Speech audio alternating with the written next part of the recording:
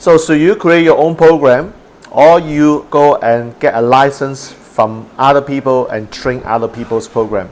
In this video, I'm going to make a comparison and share with you my experience about this topic. But before I do that, I would like you to do me a favor. Would you be willing to do it for me? Thank you. So there's a subscribe button. All I need you to do is to click subscribe. If you haven't subscribed to my channel, that will help me get my videos to be spread to more people.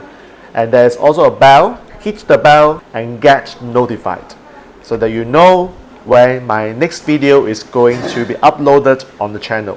Would you be willing to do it for me? Thank you. Alright, so in this video, I'm going to talk about the differences between creating your own program and you get a license to train other people's programs. So why am I qualified to talk about this? Because currently I create my own programs. I also are running other people's programs. So I want to make some comparisons. So you mind me actually reading the notes? I actually got a short notes here. It's a bit complicated, so I write down something to help me remind myself. So at times, if you are seeing me looking down, I'm actually refer to my cheat sheet. Would that be okay? All right. So number one, when should you create your own program? So you create your own program. The reasons, number one, you want to create your own program because it is your idea. This is very, very obvious. The reason why you create your own program because that program will be your baby, is your own idea. All right. So that is always the case. But the question is that not everybody can easily churn out ideas by themselves. They want to start their training career pretty early. So therefore, some people as a result are looking at training other people's program so that they don't need to crack their brain, they don't need to do research, they don't need to come up with the program outline, all sorts of materials. So understand something, when you create your own program, what does it actually mean? So how many of you actually created your own program before? Comment below. So the way I create my own program will be number one, of course, I have to decide whether this is by way of a live events or online, because the medium that I use will determine what sorts of documentations I need to come up. So for a typical live event documentation, there are a couple of things you may want to take note. Number one, most people will start off with their PowerPoint slides because it's very, very obvious that you do need slides to run your program, isn't it? Whether it's a live event or online program, you want to do your slides. However, having the slides is just one of the many documents that you need. For example, how many of you also prepared learner's guide? What is learner's guide? The material that you're going to give to your participant during the live event. How many of you actually also prepare a trainer's guide or facilitator's guide? We call it the TG or FG. And the only reason why you prepare the TG and FG is not for you. It's because you want to license your own program. You've got to have your TG or PG ready. Otherwise, how do you expect your next person be able to train your program, isn't it? How about your logistic checklist? What do you mean by logistic checklist? Like what songs are you going to play? How do you select your venue? What are the things you need to send out before the event? The emails, the autoresponder, and what sorts of photographs or videos you are going to shoot during the event. All these are called it logistic, which is the context. So when you create your own program, notice that you need to have all this stuff minimum. Would that be more? Of course. But what I want you to do is to understand that it's not just creating PowerPoint slide. Because here's the one thing you need to know.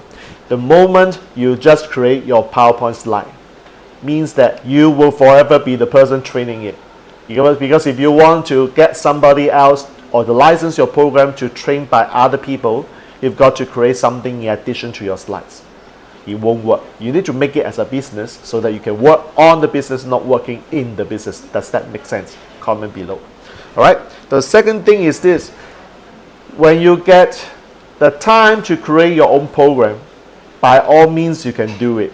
But how many of you actually are facing what we call the time issue? Like you want to actually start impacting people's life, or some people actually tell me that they want to make their money fast. Okay, so if you are looking at money, it is true that training other people's program will be faster. Why? Because the program is ready.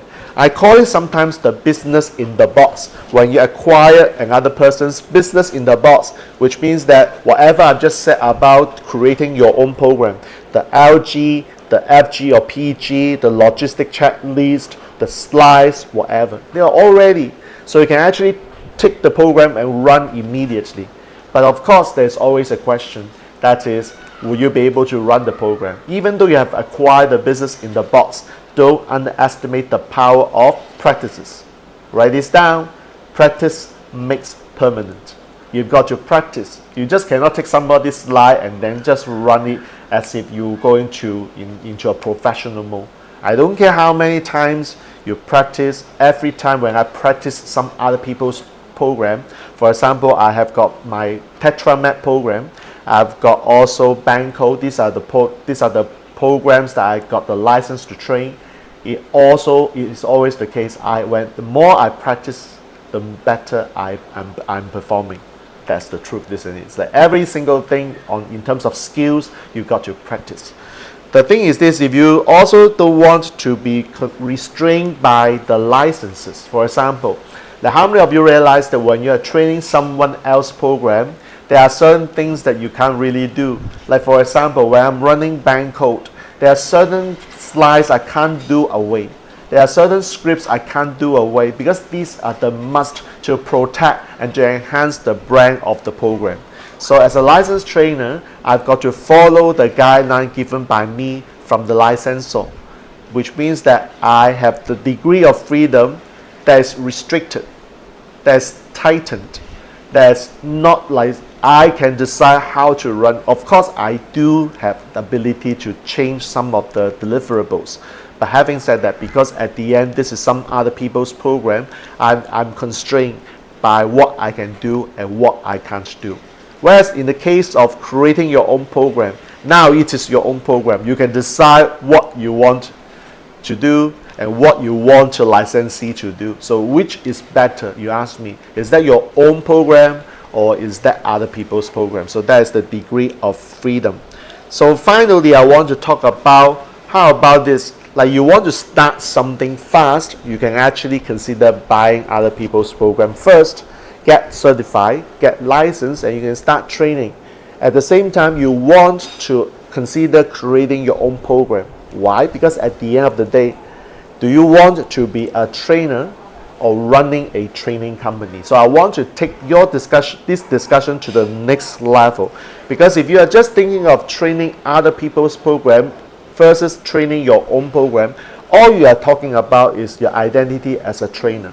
But as a training company, which means that you create a platform to have your own trainers coming to run your programs, would that be better?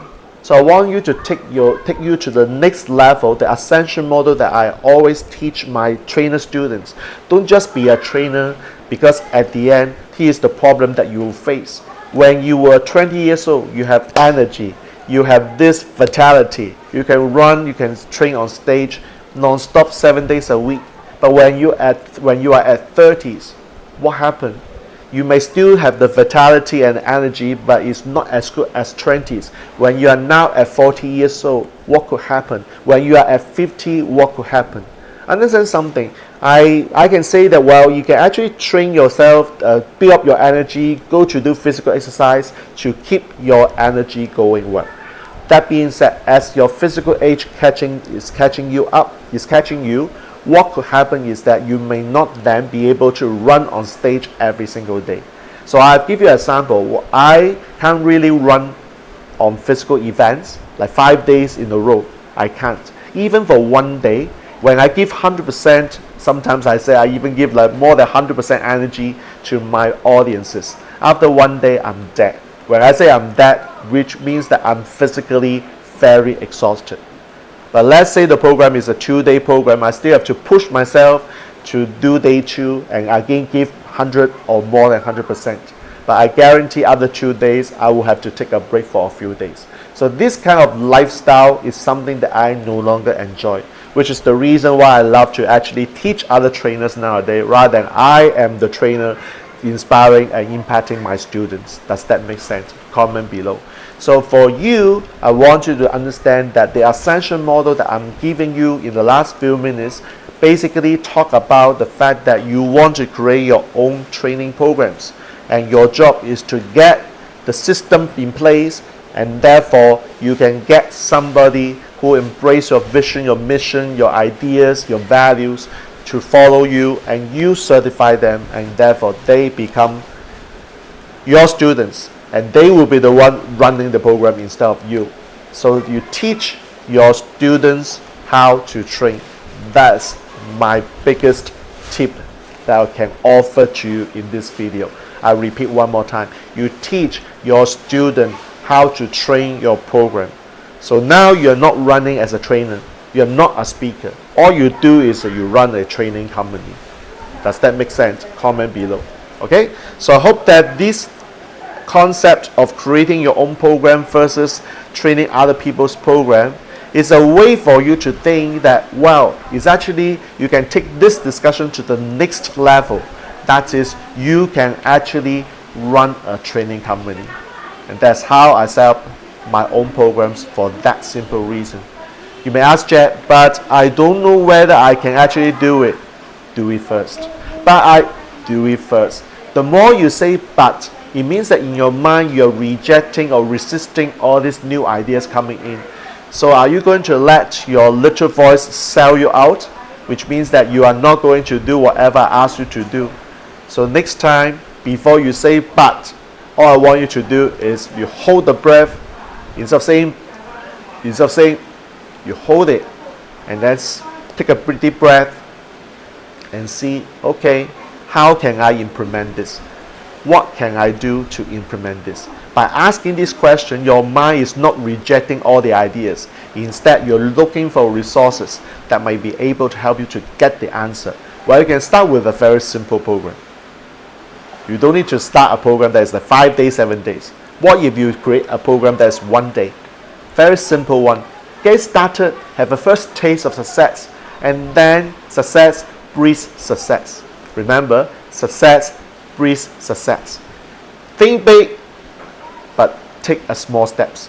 Is the key to be able to create your own training empire. Alright? So I hope that you enjoyed this sharing. If you do have other questions on training, speaking, and facilitation, comment below. I would love to see what questions you have, and perhaps I may answer some of these questions in the form of future videos. Would that be okay? Alright, thanks for watching. Jack here signing off. All good wishes.